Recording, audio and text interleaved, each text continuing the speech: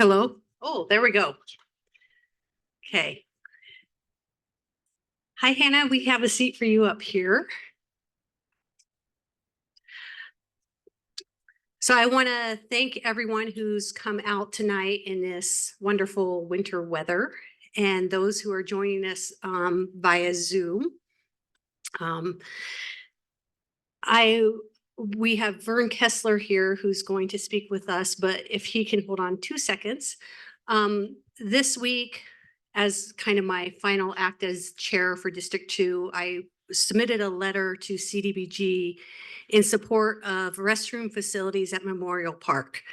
And I'm going to encourage everyone here tonight in joining us via Zoom to either call or email or send a letter to your city council member or to the CBG if you want to support that as well. I think the more support we get for those restrooms at the park, the more likely they are to occur. So, but at this time, I'm going to turn the time over to Vern, and following Vern's remarks, Rachel Breen will be conducting the elections for your new chair, vice chairs, and secretary for District 2. Thank you, Catherine. It's been great working with you for the last year, by the way. I think we've accomplished a few things, coordinated a few things, and made your neighborhood a little bit easier to navigate, right? Thank you. By the way, I like Memorial Park. It's one of my favorite parks. It originally, if you didn't know the history of Memorial Park, it was originally a swampland in the 20s. And Provo City owned 2 acres and they bought 4 more and it became 6. And they said, hey, there's a lot of swamp and illegal dumping here. And so they wanted to do something really special.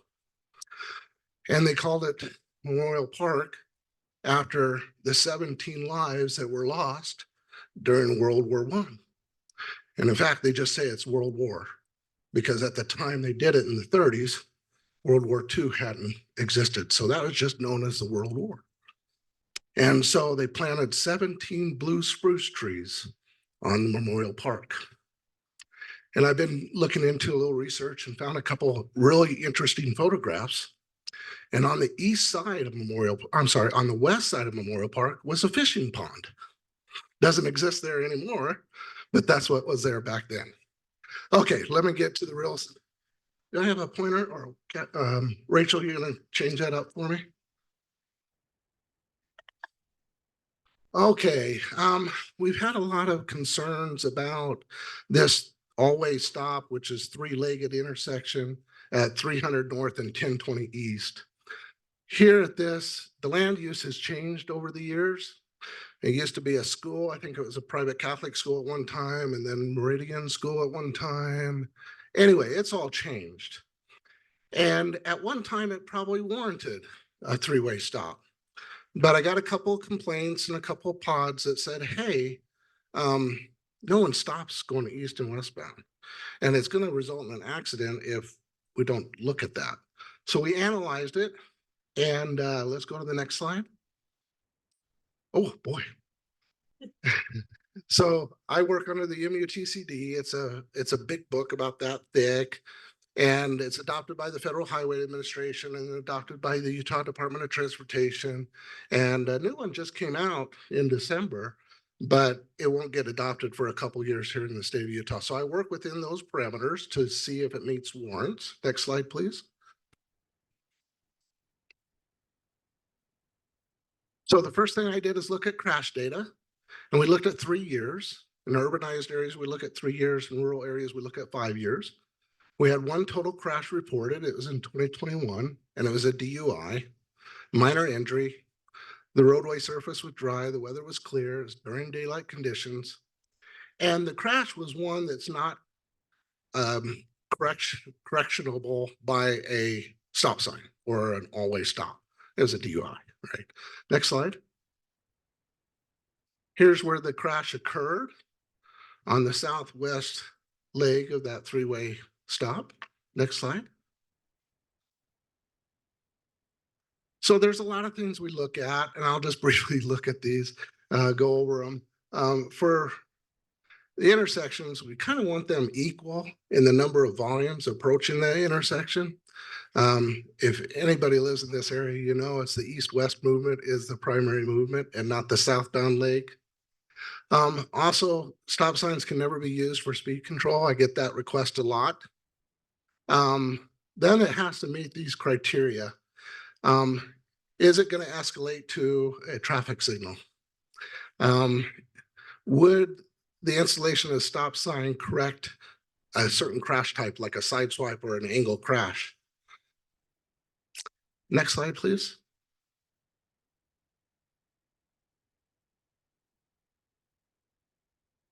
And then these minimum volumes, it has to have 300 total vehicles per hour at the peak hour, any given hour in the 8-hour analysis, and 200 in the other direction. And then we take a look, is the speed limit at 45 or above? And it's not at this location. And so next slide, we looked at those and I'll give you the results. No traffic control signals are justified. Only one crash reported, and it wasn't one that could be corrected by a three-way stop. We're only getting 152 vehicles going east and westbound at the maximum, the highest 8-hour period. And then we only have 26 units in that direction instead of 200.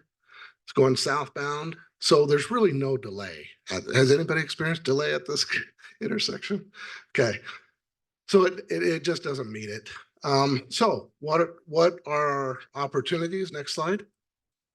We can do a couple things. So this was not initiated by us, it was initiated by our residents, and it doesn't meet the current requirements of a three-way stop. So let's go to the next slide. Here's what we can do. We can remove the eastbound and westbound stop signs. And then on the southbound stop sign, we put underneath the stop that says cross traffic does not stop. That's a good sign to have and let people know. And then we would remove the east crosswalk that doesn't currently meet the ADA standards. We only need one. Or we can just keep it the way it is and people will continue to get frustrated. So I'm reaching out to you. I can solve this problem in the next couple of weeks by removing the stop signs. We want to put a VMS board out there and kind of let people know new traffic pattern ahead, right? But what's your thoughts? And speak into the microphone too. I think we got a microphone that we need to distribute. Your comments are heard much easier by people watching on Zoom and people watching the rerun of the video. So if you have a comment, if you would please come forward. All right, that stop sign right there is very much needed when you get out of state conference. You want to head south and you're coming from the north there. So that's when I appreciate that stop sign when I. Yeah, there's going to be a couple instances a year where you kind of wish it were there, but for the rest of the days, should we have it or not?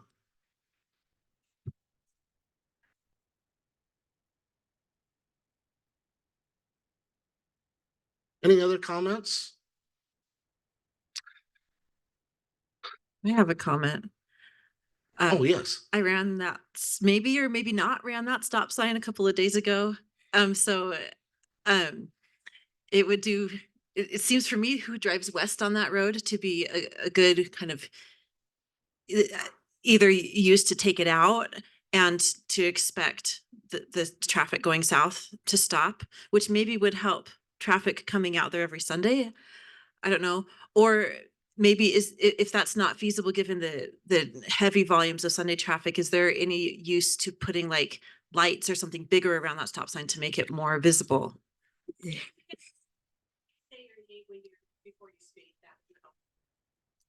The answer to that is yes, I can put a flashing beacon on the top of the southbound stop sign.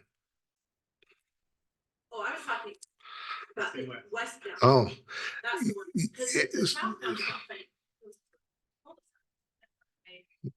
It's a T. it's a T. So on the southbound, we want people to stop and see that there's a stop sign. I can either remove the east and west. I can't remove just one or the other. So I can remove both of them and keep the southbound stop sign, which I have to do because it's the lesser volume roadway. Or put lights on the east west. If it can't go away. I can do that, but the warrant is telling me to remove the stop signs. That's what I think. Yeah. Okay. Counselor McKay. I used to live right by there and I drove it a lot. And besides state conference, I never once saw someone on the other side. That's just my 2 bits. I think we should go by the science and just like we decide to put one up due to the science. Okay. Do the same thing the other way when conditions change.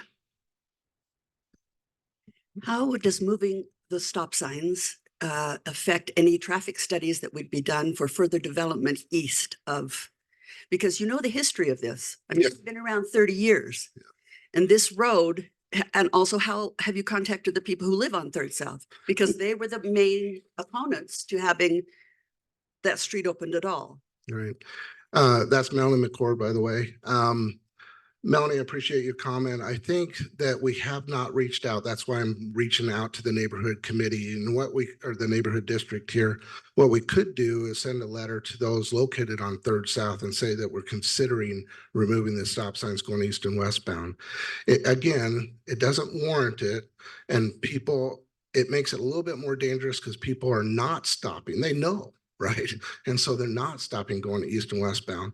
And we also had a parking enforcement issue right there at the eastbound stop sign where a truck and trailer were parking and blocking the stop sign. That's since hopefully been remedied. And so I don't mind reaching out to the residents on that.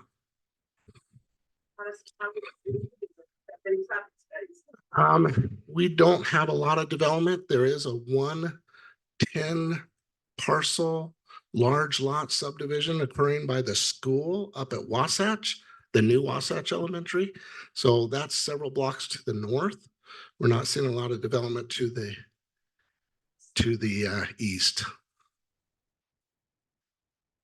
Can I comment on that quickly? The Salt Lake Tribune and the Daily Herald both reported a substantial development on the east side. I wonder if that's what Melanie is referring to. So that's a bill before the state legislature on the state hospital, and that would change the game. That would change the game significantly.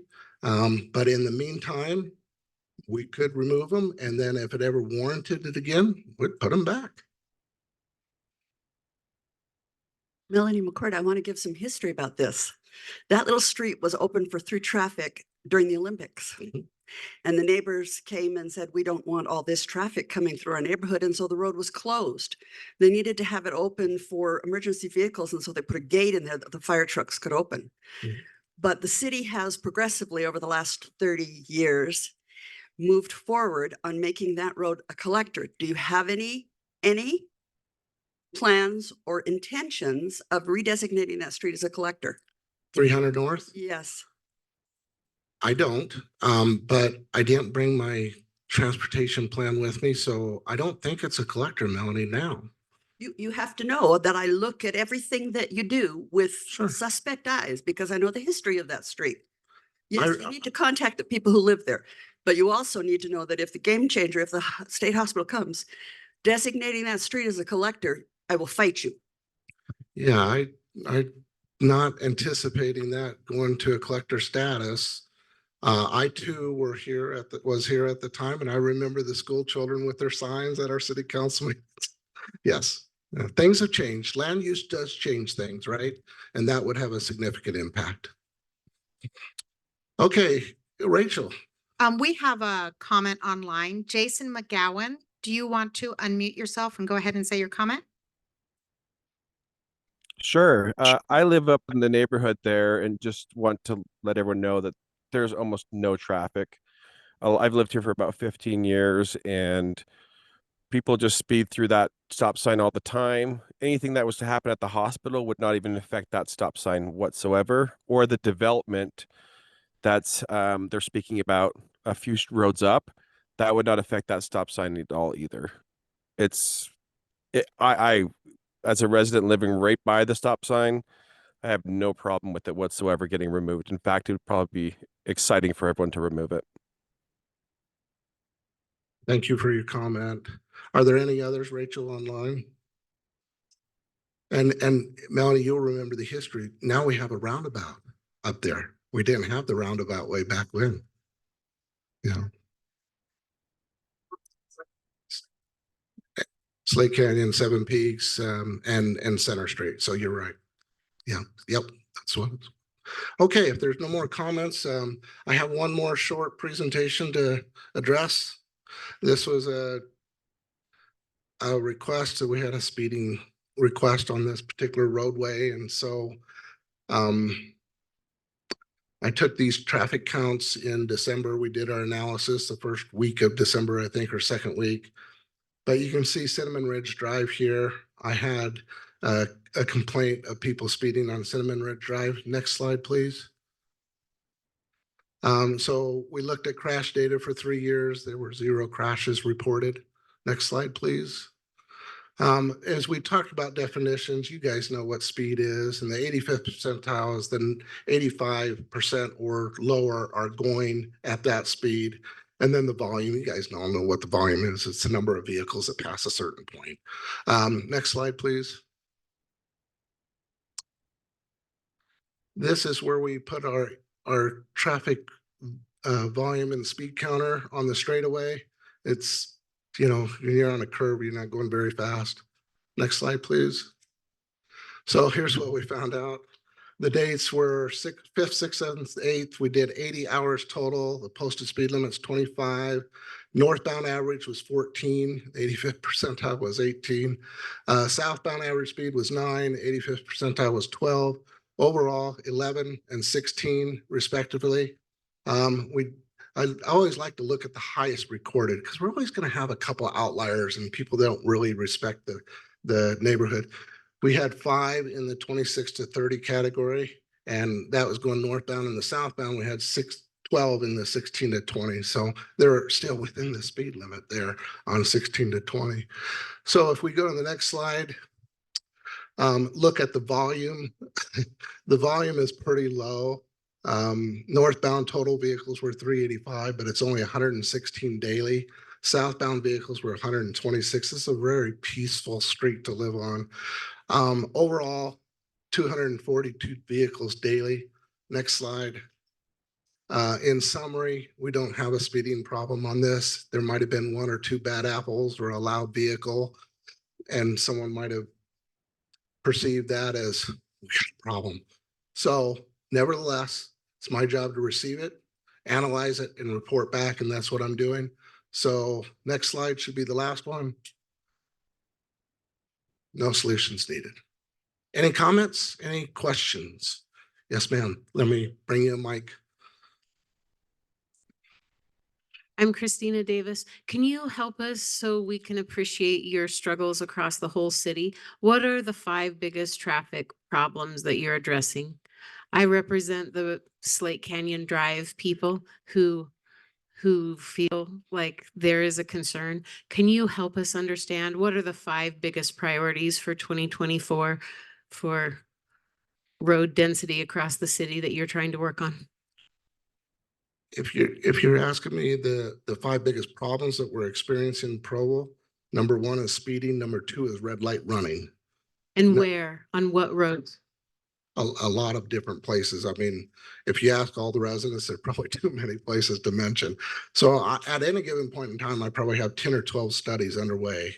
I'm kind of backed up for about 6 to 8 weeks, but we study them. So I guess what I'm trying to do is, we had your report in November that Slate Canyon Drive did not merit any further work. And so we we want to understand what parts of the city we should be aware of. Can you give us some specific locations Yep. that really are critical needs so we can learn to think broadly across the city, even when we're maybe frustrated? Sure. I'll give you some. Canyon Road is a big one. We got lots of speed on Canyon Road. It's a 35-mile-an-hour road, and we got a couple schools located on it. 1450 North and Grandview Hill going east and west at Westridge Elementary is an issue. 500 West, now that we have a connection underneath I-15 and down to Lakeview Parkway, is an issue. Freedom Boulevard is an issue. Center Street, thank goodness, starting to see a little bit of calm on Center Street and downtown, but that's been a big issue because we're going from a 35-mile-an-hour speed down to 15. I could continue on, but yeah. And I gave a presentation, I think last time, Catherine, on Slate Canyon. And I said in a year, I'll do it again and bring those numbers to you, and we'll kind of do a little bit of comparison. Yeah. Yes. Oh, we need the microphone. Quick question. We live on Slate Canyon, so we're concerned about the speeding cars. When you do these studies, are you considering the people pulling out of their driveway and then driving towards those speed signs that you set up to see how fast they're going? Because when you pull out of a driveway, you're going 7 miles an hour. So when we get an average, you know, because we see it differently up there. It's very dangerous. And sometimes you can start to cross the street, no one's left or right, get to the middle double lane, and there's a car whipping and you almost get hit. You've only gotten to the middle. And little children crossing, we have so many little children. We don't have crosswalks for 2 miles. And I don't know how they're supposed to cross the street when there's speeding cars and especially the parked cars, you know, you've got. So, I mean, are you taking that number and saying, well, they were only going 3 over, you know, they were going 7 miles an hour and they were going 50, you know, or whatever, 45. So to answer your first question, these are broken down into 5-mile segments. So I know exactly how many people are doing at 5 miles an hour or less, pulling out of their driveway and just starting to accelerate, all the way up to the people that are inconsiderate doing 35, right? In a 25. So I have that data. It captures everything. I need to go by the averages in the 85th percentile to be fair across the board and to treat every street the same when I do the analysis. To answer your second question, you bring up a really good point, and I'm going to take a look at crosswalks. I had Columbia Lane do the same thing this last week. I lowered the speed limit on Cougar Boulevard a few months ago from 35 to 30 to match Columbia Lane so people would slow down. Besides, if you've been on Cougar Boulevard, you can't really get up to 35, right? It's pretty congested. So we lowered the speed limit there. But when Columbia Lane said something, some businesses, they got dancers, kids, and patrons walking across a pretty wide corridor and no crosswalks within about 6 blocks to a business area. So in the springtime, I plan to do a crosswalk study, and I could do the same thing up at Slate Canyon.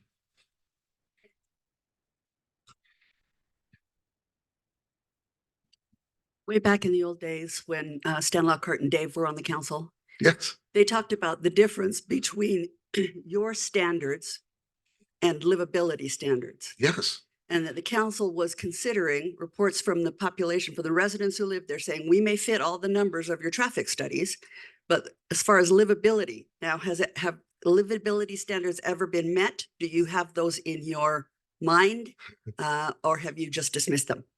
So Melanie has some good history here, and I remember those livability standards when city council adopted those.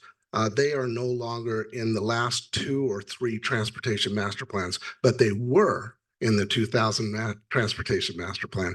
And we planned accordingly with those limits. And I think the livability standards, what 1,200? Do you remember for a local street? I think it was around 1,200. A lot of our local streets. Yeah.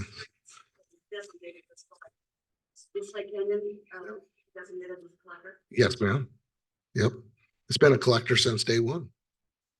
Yep. We moved there and it was a dead end. Then the city opened it up. And when we bought, all of us bought, in that section, it was a single family zone and there was no cut through to 300 South. And it was not a collector road when we bought our homes. And now it has been changed to a collector road. And that's what's really, really frustrating for people up there with little small children having a home, a family home on a collector Mhm. apparently is illegal. Am I correct? Because you can't build homes on a collector road because you can't put speed bumps, stop signs, slow down. I mean, you can't do anything on a collector. And so here we are, all these homes with children, bicycles, cars pulling out of their driveways and getting T-boned. We've had lots of T-bones up there because the cars come so fast. And everyone's like, why are we on a collector road? Let's look into that. So tell me what happened. Did you change the zoning laws? And is it illegal what happened when the city approved it to connect to 300 South? I mean, tell me. I hate digging up old bones, right? Oh, but that's really affecting our neighborhood. Here's Being a what, collector, you know. it was designated as collector when it was first built. It wasn't a through street at that time. Provo City Engineering recommended that there be no driveway access on that, but because of the topography and the way it was developed, an exception was made by the city council at that time to allow for driveways to front a collector street. That's all I can say. We need more. We need answers so we can keep our streets safe and our homes, our driveways pulling out, children crossing. So if I can address children crossing, because when I moved into Provost neighborhood, Third South was also a dead end street. I live off Third South and we have about 2 minutes, so I'll try and make this quick. One of the things you can work with is your safety council at your local elementary school. That crosswalk, which sometimes seems really ineffective, the school crosswalk on Third South, it took me about 18 months to get that in. But we had a change of principals during that time and things like that too. So if you can show where the children are crossing the streets to get to the buses and get the signatures, you can also work with your school safety council to get a crosswalk in that way as well. I'm not saying that streets aren't great to work with. Vern's put in crosswalks for us, street signs for us. I mean, he's done a great job for our district, but there are other avenues as well that we can look at in getting crosswalks for our children who are walking across the streets. Thank you for being my eyes and ears out there. I don't get an opportunity to get out of my office on a daily basis and drive all the roads in Provo City, but you're my eyes and ears. So when you see something and you report it, I get to look at it, analyze, and then like this tonight, I get to report back to you. So appreciate it. My time is up. Yeah. Vern's time is up. He needs to go. He's got another appointment he needs to go to. Sorry. Thank you.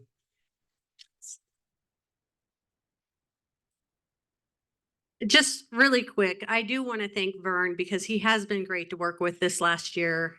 When we had the Provo bike walk, from Provost down to Bicentennial Park, and they noticed a need for a crosswalk. Vern got that in right away.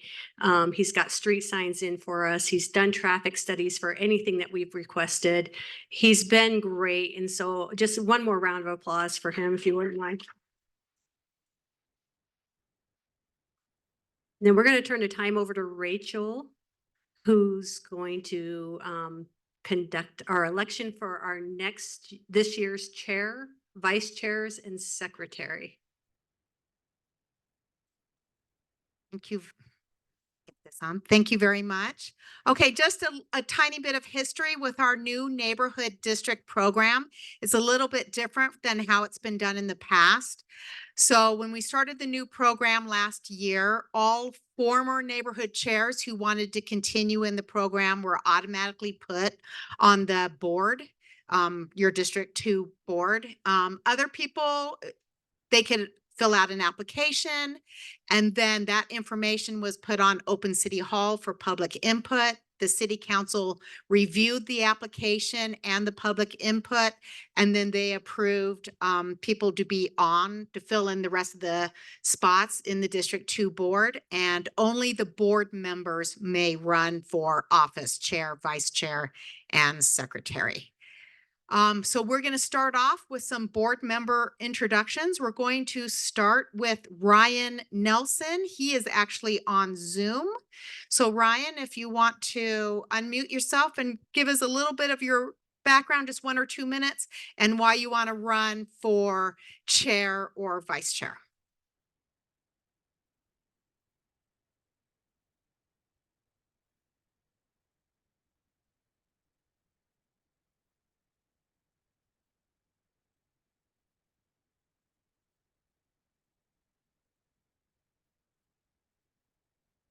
Yeah, maybe he's changed his mind. Ryan, are you on there? He is here on Zoom. I see him. Okay, maybe we'll go to the next person, which is, oh, wait, here's Ryan. Oh, he says he can't unmute. Let me try this. Okay.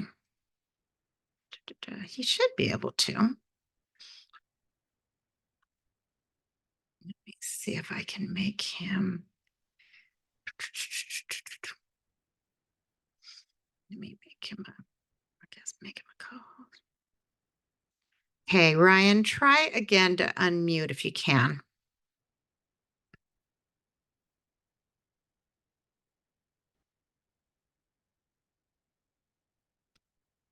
Okay, we'll go back to him. Let's go to McKay Jensen from the Wasatch neighborhood. Hi, I'm McKay Jensen. I'm the Wasatch neighborhood. I love my neighborhood. There are great people in the city that can easily do any of these things.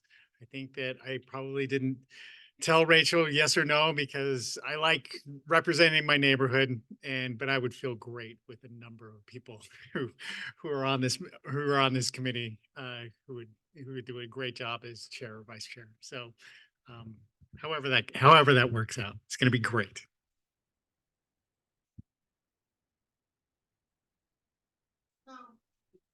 Okay, next we'll have Catherine Hall, who can only run for vice chair because she's already been chair this past year. Yes, I appreciate having been chair because I got to work with a lot of people in different neighborhoods that I would not have normally worked with. And I got to work with these wonderful people up here. I am happy to be in any position or no position, wherever, because I have full confidence in this board. So happy to be here, happy to serve.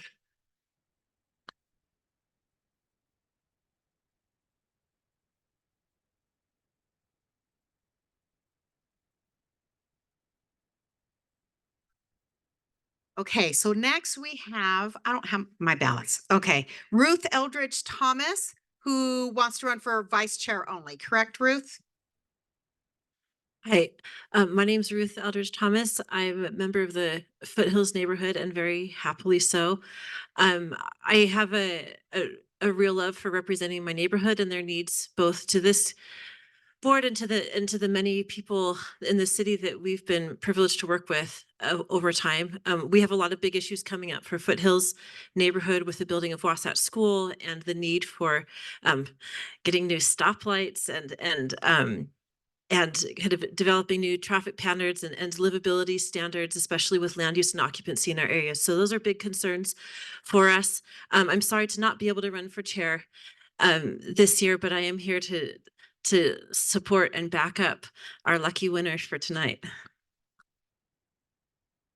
Thank you. Okay, we have Mary Miller, who is running for chair or vice chair. Hi, my name is Mary Miller. I've been involved. No? Wow. I've been involved in the neighborhood program now for 12-ish years, something like that. And so I've learned a lot. And the thing that I find the most joy in is helping neighbors who are unfamiliar with the process and unfamiliar with what's going on to find their voice, to find a way to express what their concerns are so that they can be addressed. I am willing to serve anywhere you want to put me, with the exception of the secretary, because this is the best secretary on the planet. Um, And yeah, I've represented Spring Creek for a long time now, and it's been fun, certainly educational to watch this new program blossom. So whatever happens, happens.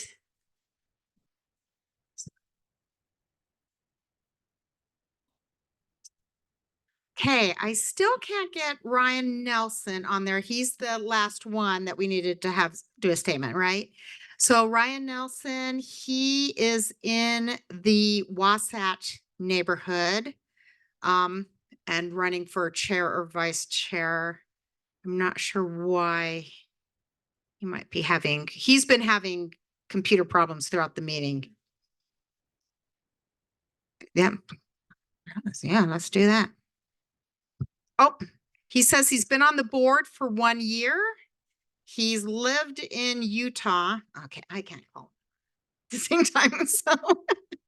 So he's lived in Utah for 40 years. And let me get the next part. And he's happy to serve in any capacity, and he's seen a lot of growth and opportunities and challenges that have presented themselves. Okay. And he's glad to be here. Thank you.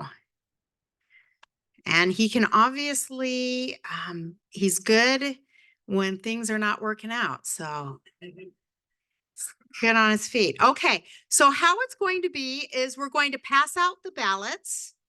And so their names are on the ballots and their neighborhoods. You can vote for 3 candidates because whoever gets the most votes will be chair. Whoever gets the second and third most votes will be the vice chairs.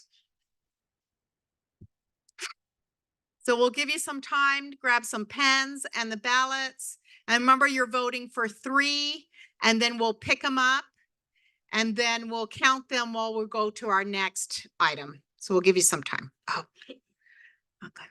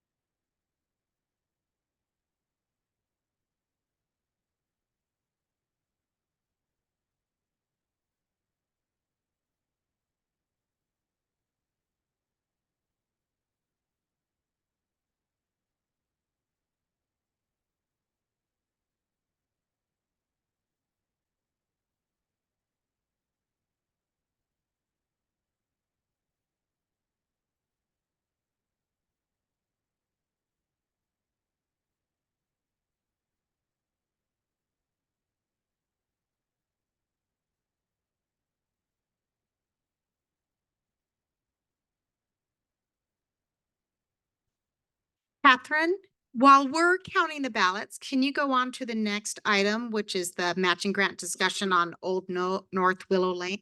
Yes, I was just wondering if we could do something while you were doing the ballots. So one of the things that we had thought about doing last year as our matching grant was Old North Willow Lane Pathway, which was presented by or proposed by McKay.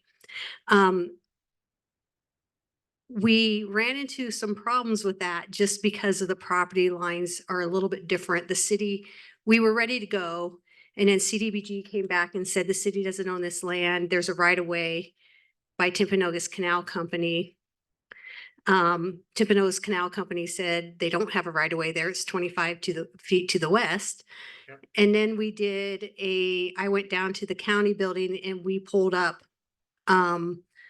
that pathway, and it's kind of in a no man's land. Some of it goes across residential property. Some of it is between property lines, which means either the property lines weren't recorded properly or something. So the thing is, we would still like to do this project with our matching grant, and we could also use CDBG funds to help with it because we wanted to put in low lights, improve the pathway so that children walking to the new Wasatch Elementary School would have a way to walk there without being on the roads. They would be able to take this little short path. It's being used by the residents now to access the Y Trail.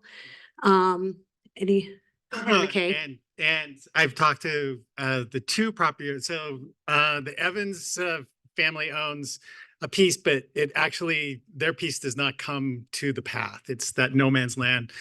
And so Ryan Gladhill and John Bingham are both very excited if there were any improvements that could be done to the path. Yeah, so we would like to do that. We're going to need some direction.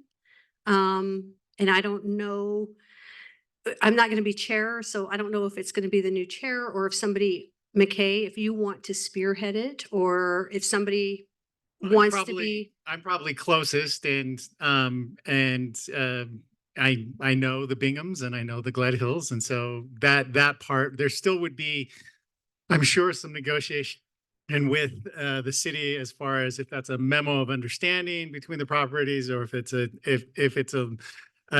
lien against the property, which would be less preferable probably to the owners, but depending on the type of improvements. But when the service project came in, I actually that's when I called them and said, hey, this service project isn't going to happen. Do you know this is going to happen? And they didn't, but they were happy that there was some interest, and they had thought about doing something, personally on their own. And I said, well, the city is interested, and so they're very amenable, but we would need to formalize how that needs to happen. Yeah, and if Timpanogos Canal Company is involved, they have already agreed to give us a letter stating that we have, like, if it was determined that their right of way was recorded at the county, then they're willing to give us a letter stating that we have the right to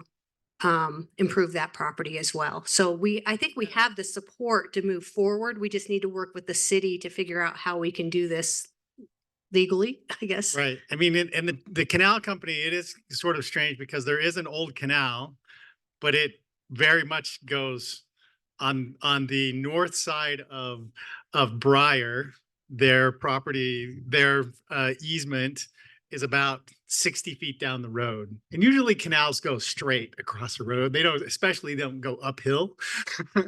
And so it's sort of a mystery to them and why they have any right of way access. Yeah, but they are willing to give us a letter stating that we can improve it if the city were to determine that that was necessary. So that's been really great. They are a little slow to respond though, because there's one person point of contact and then the board only meets like once a year kind of thing.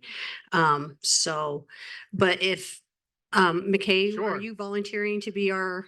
Absolutely. Okay. Yep. So,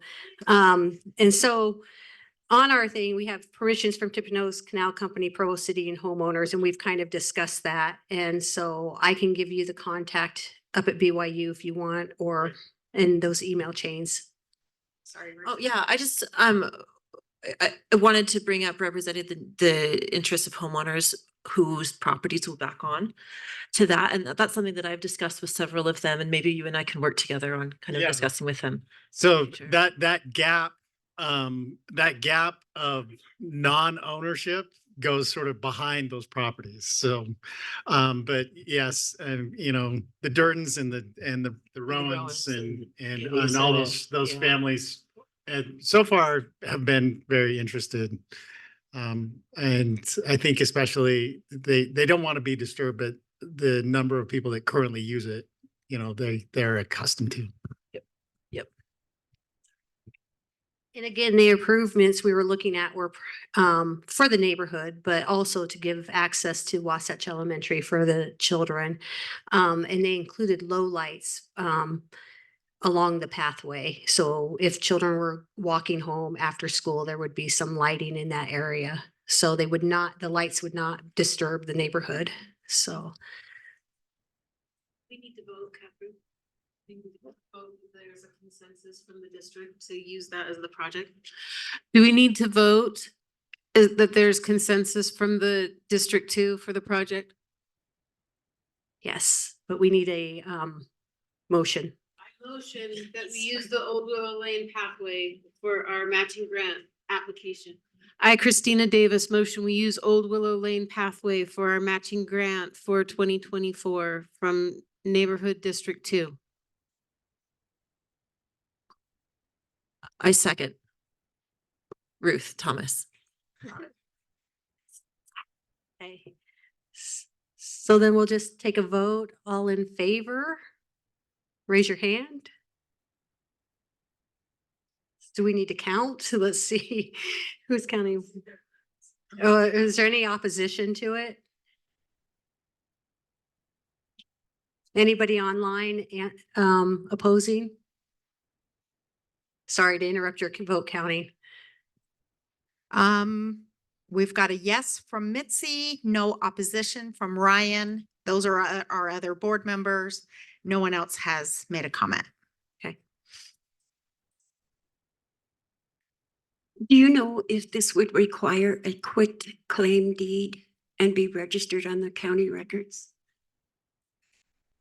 I'm not sure. McKay kind of addressed that. There were a couple options that we could do for that land. I mean, so the owners are willing to, you know, look into that. And so depending on what is the requirements for either the redevelopment monies or the other grants, they're probably going to look at the least restrictive, and whatever those requirements then would need to go back, and maybe they would say no if it came to, well, we're going to have to give up 5 feet. I don't know if they actually would. I mean, they have extensive holdings up the hill. And so, you know, it would, at least let's have a conversation. They want to improve it for the public use.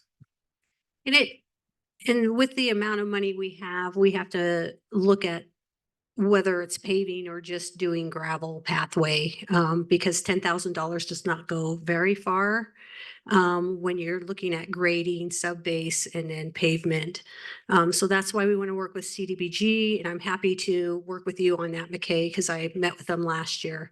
So it looks like we've got a little team here that can go forward with that in the future. Any other questions or concerns? Sorry about that. I'm wondering, just another question. Are CDBG funds and matching grants allowed to go for fees that might be involved with? So last year, this was going to be what we were working with our matching grant and CDBG funds until we ran into the snag of property ownership. And so that's why we had to pivot quickly. If you remember those meetings, we had to pivot and pick another matching grant project kind of at the last minute because we ran into that issue. But we can use CDBG funds. We do have to make sure we call it a pathway, not a trail. Trail is parks, pathway is city. So when we use the correct terminology, we can use funds from the correct departments. So, And if there are, I mean, everything for the grant is gonna go into the pathway with, if that's lighting and gravel, if there are any filing fees or anything, I'm positive that I can find donors for that. last year, CDBG was committing money towards this project, especially for the low lights. That's kind of what we were using those funds for, so that we could use the matching grant, which I don't know if you guys know, but our matching grant is more this year than it was last year. And so we're very grateful to Provo City and the council for granting that so that we can make more improvements and bigger improvements in our neighborhoods. So thank you.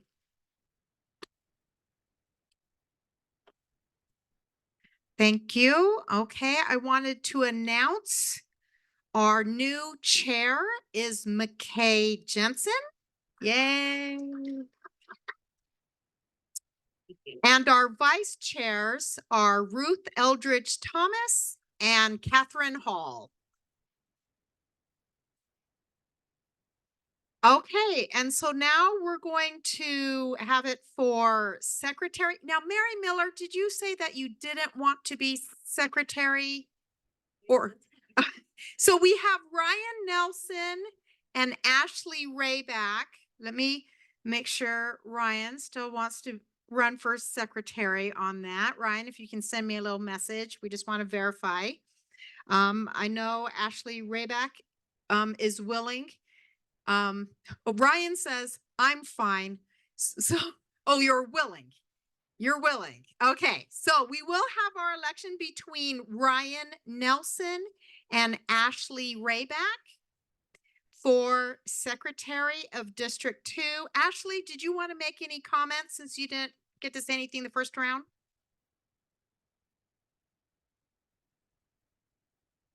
Hello. Okay. Word on the street on this table is I'm the best secretary on the planet. I don't know if that does sway with you, but I did. That was the word on the street from Mary Miller. She said she'd steal my lunch money after in payment. But I feel like I do take good notes. I type fast, I'm organized, I take good notes. If you have ever not come to a meeting and read the notes before, it's like you were there almost word for word, whether you wanted to be or not. Sometimes our notes are like 9 pages long. So anyways, I feel like I'm really thorough. I feel like I'm good at it. And so I'm willing to keep doing it if you want to. And if not, that's fine. Okay, and those on Zoom, if you can direct message me who you want to vote for secretary between Ryan Nelson of the Wasatch neighborhood and Ashley Rayback of Provo South.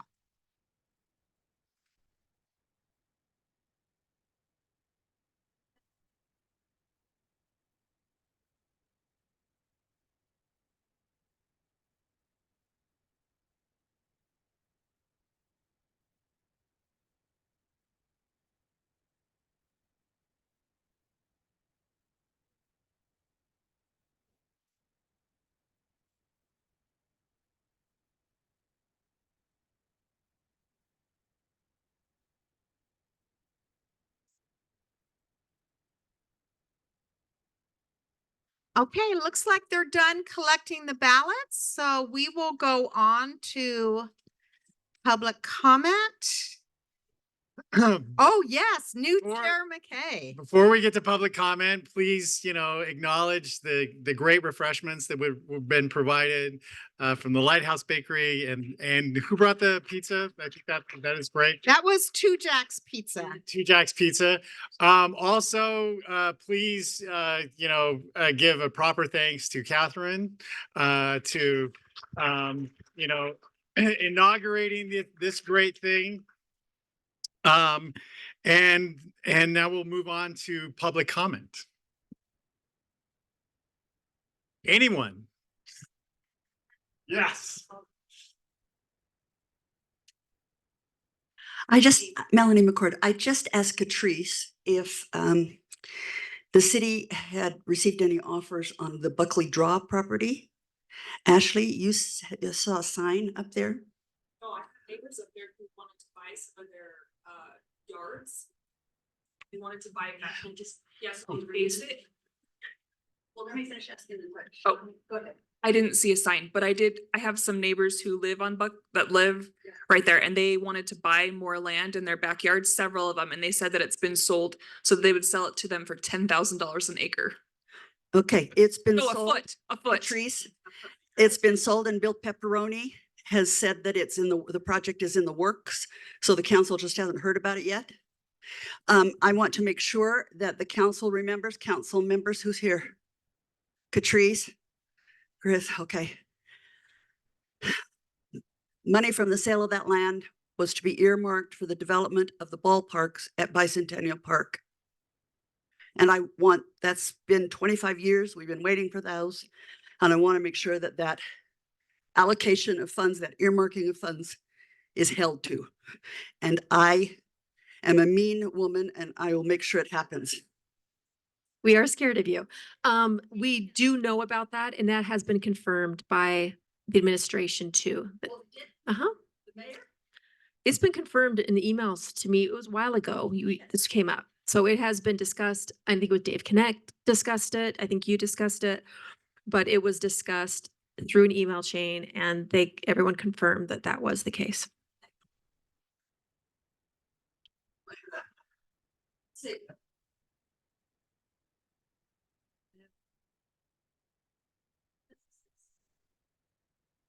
Okay, my name is Christina Davis, citizen, and I wanted to report back on the matching grant from last year because the weather. So we need to give a huge shout out for Catherine Hall for all she did to make the matching grant actually happen. And it was bike racks at Slate Canyon Park, a view bench at Slate Canyon Park, and wayfinding signs through the Slate Canyon trailhead. And she worked so hard, even trying to prep the concrete site for the bench. And there was a huge boulder and no human could move it, even though we had a concrete specialist helping us. But the parks department came and unearthed the big boulder and moved it. So the city has been so good, but we couldn't get the concrete in because the snow came. So when Slate Canyon Saturday happens in April, we're hoping to be able to have the bike racks and the view bench and the wayfinding signs. And we'd love you to talk to your neighbors and youth groups about coming out that day and using those hours towards our matching grant at Old Willow Park. And we thank all the people in all the Saturday, April 27th, 9 a.m. to 11. Okay, just so you know, that was not all me. Christina did a lot of heavy lifting on that. And we actually did borrow the state hospitals people who were up there doing some work, and we tried to get that rock out with the best, and we kind of left some skid marks on the sidewalk. I'm sorry, Provo Parks, but we could not get that rock out no matter what. So we ran into some delays. We still have our contract with the Commander Concrete is actually going to pour that at a very discounted rate for us. So I just have to go up and reset that frame. And we could pour concrete in certain temperature in the winter. However, that requires concrete blankets, which I'm not willing to take and put up there because I think they'll walk off. So it'll be this spring that we'll get that concrete pad in because those, I mean, they're like what, 100 and something bucks. For a concrete blanket. And if it walks off, I've got to buy another one to put up there or to replace the one I take from my company, borrow.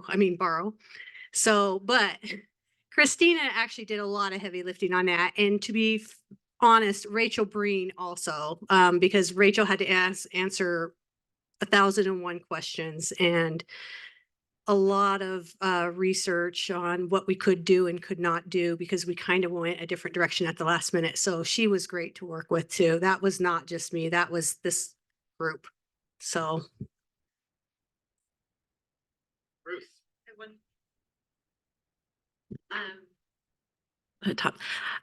Ruth Thomas, representing the Foothills neighborhood. I just wanted this will come up in meetings, but I wanted to see it today that I have an email from 6 members of my community who live on or very near 820 North and 900 East, where a new stoplight is coming in, who are very eager to to talk about a bike lane along the north end of 820 North eastbound up into the city. And we have a lot of momentum toward that, and we're very much looking forward to talking about that in the near future.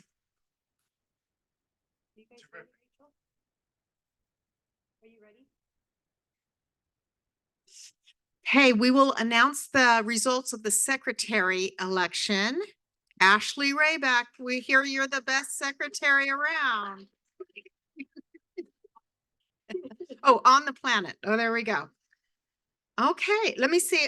Is there any public comment on Zoom? If you can raise your hand or. Send me. Oh, Do I want to talk about that?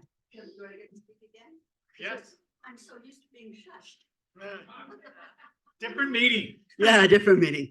Thank you, Melanie. We hear you. Please send it in an email. You've talked long enough. Nevada Avenue. That little funny street that has become an access point for all the people who live on Slate Canyon. It's not a city dedicated street. But at some point when Wayne Parker was still here, somebody started to pour asphalt tailings up there to widen this street onto private property, and that's not okay. But it has not been, I did a subdivision up there, and I had to promise and set money aside 20 years ago that if and when the street got improved, it could build curb, gutter, and sidewalk. And also anybody else up there who's built or remodeled, the local street plan, where's Vern? Not here. The local street plan up there is very interesting coming out of the park. It calls for an entire road branching off Nevada Avenue and going down south of the log cabin and then down into the park. It's a mess. People still use it for walking. It's under improved. The narrowest point, it's 23 feet wide. The city's not supposed to maintain it. They're not supposed to post it. They have done both. We've had a serious accident on there. Kid hit Luke Engelhardt. Nevada Avenue needs to be addressed. And so I want it on people's radar that, I want it on the radar. It's equally as important as some of the roads that are going in and being talked about elsewhere. But because it's me bringing it up, they don't always listen. So I would ask the board to champion that cause, to get Nevada Avenue addressed. We need to start, there are neighbors who have said that they're willing to dedicate land to it. Mary Taylor, they're in front of it. Yes, she's willing to do it. Steve Stewart signed a document that the hillside was supposed to be maintained. We not only have had a major project where we spent $5,000 on trees to plant on that hillside. They're all dead because they didn't water them. We've had landslides, we've had fires. The point is it's a mess, and our neighborhood needs to get together as a whole and champion this cause.